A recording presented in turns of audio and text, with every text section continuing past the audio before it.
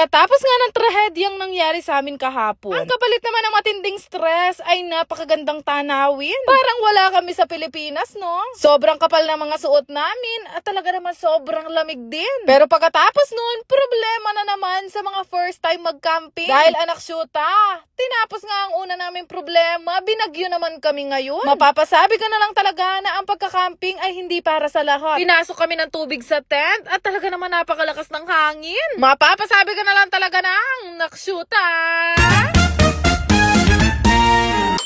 For today's ganap nga, kung kahapon nga ay pinakita ko sa inyo na nagkaroon kami ng problema sa sasakyan, salamat sa Diyos at nakarating din naman kami ng ligtas dito sa pupuntahan namin. At ito ang binyahe namin ng 9 hours. Kung titingnan nyo, parang simpleng lawa at simpleng location lang naman bakit namin binyahe ng 9 hours. Pagdating namin dito, marami na ding mga campers na nagsialisan. Kaya naman kami na ang pumalit sa pwesto nila. Pero dahil 9 hours nga kami nagbiyahe, bago kami mag-set up ng tent, namahinga muna kami dito sa labas. Hindi lang talaga mabigyan ng ng video kung gaano kagandang lugar. Dumating kami dito ng alas 12 na ng tanghali at lahat kami ay hindi pa nga kumakain. Pero syempre, wala naman kaming makakain kaya kahit na maiinit na ang ulo namin, pinilit pa rin namin mag-set up ng kanya-kanyang tent. Paano ba naman hindi kayo mai-stress? Pagdating namin, bumuhos na ang ulan. As a first-time campers, hindi namin alam kung paano pa namin isa-set up itong canopy ng matibay. Kaya wag nyo kaming huhusgahan dahil sa ngayon, nanghuhula pa lang kami sa mga tent namin at kung paano namin pagagandahin ng setup. So sa ngayon, nanghuhula na lang muna kami kung paano namin yan ibabaon. Wala din kasi signal dito,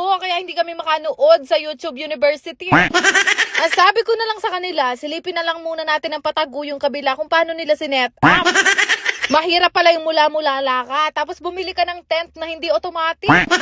Sa aming magbabarkada, bukod tanging yung tent namin ni Bojo ang hindi automatic. Yung kailangan gamitan mo pa talaga ng kokote para lang mabuo mo. Buti na lang, napuwersa at natutunan na yan ni Bebo bago kami magpunta dito. Kaya naman hanggat hindi pa lumalakas ang ulan, sinabi ko kay Bebo, kailangan ma-set up na natin yan nang hindi mabasa ang loob. Nakakaloka tong experience namin na to. Kasi nung nagpaplano kami, oo nga naman, ba't di namin naisip na paano kung umulan, bumagyo, lumakas ang hangin? Ang inuna namin, makabili agad ng tent. Hindi namin kinonsider yung mga yon. Naksyota.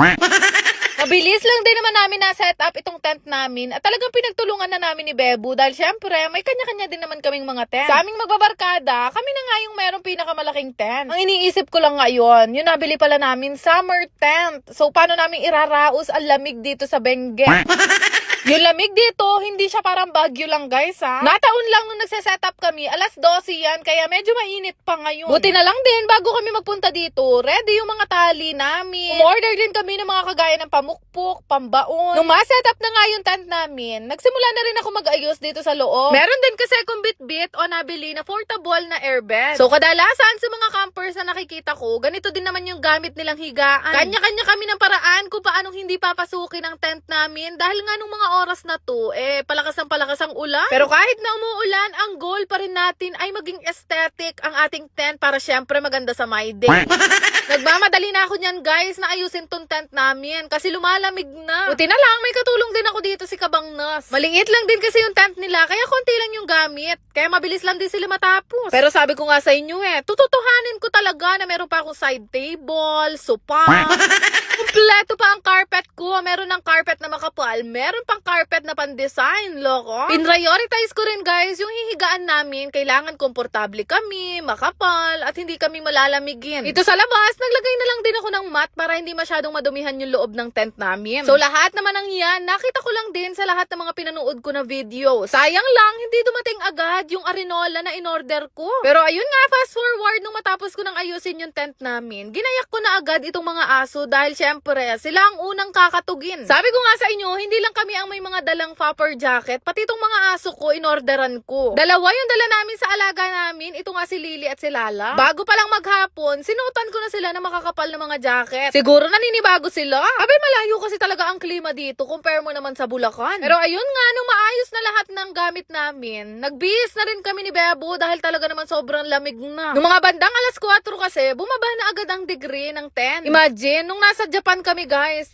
10 degrees. Siguro autumn season yun. Never ko talaga in-imagine na makakapagsuot kami ng ganito kakakapal na mga damit dito sa Pilipinas. Noong mga bandang mag-aalas 3 na nga at alas 4, bumababa na nga yung fog kaya kitang-kita mo talaga dito. Every ganitong oras, dumadaan yung fog sa lake. Marami na ako nakita na nag-camping dito sa Lake Tabeo. Maganda tong lugar na to, malamig, payapa. Ang problema lang, sobrang hirap talagang puntahan. Para sa akin, mahihirapan dito yung mga nakamotor, yung mga nakaban, kagaya namin. Pero sobrang perfect nito puntahan kung prepared talaga kayong pupunta. Noong mga bandang mag-aalas 6 na nga, pumasok na kami ng tent nitong si Bebo at kasama ang mga aso dahil Diyos ko, ayan na nga ba ang sinasabi ko. Inabutan na kami dito ng malakas na hangin at ulan. Kung kanina, aesthetic pa ang tent namin. Pero ngayon, kulang na lang talaga, liparin kami sa loob ng tent.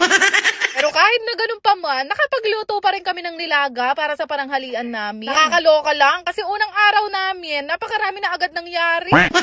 Hindi ka naman pwede agad-agad sumuko at sabihing uuwi na dahil ang babiyahihin mo, 9 hours ulit. Nakshuta.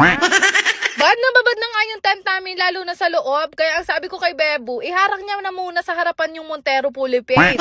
Paano ba naman kasi, pinagsabayan kami ng malakas na hangin at malakas na ulan. Hindi kami prepared doon. Kaya ayan tuloy ang nangyari sa amin. Yung tent namin, pinapasok ng tubig at talaga naman halos mabasa na lahat ng kagamitan. Kung umabot ka hanggang dito sa video na to, i-comment mo naman ang buo mong pangalan at kung taga saan ka. Para malaman ko din kung hanggang saan umaabot ang mga videos ko. Ikaw na ang maswerteng manalo ng bagong cellphone sa akin o di kaya mapasama sa binibigyan ko ng tigi-tigi 1,000 araw-araw. Ipili ako guys sa lahat ng nakashare sa video na to. Unang araw pa lang ng camping pero napakarami nang nangyari. Pero itutuloy ko ulit bukas ha. Nakshuta!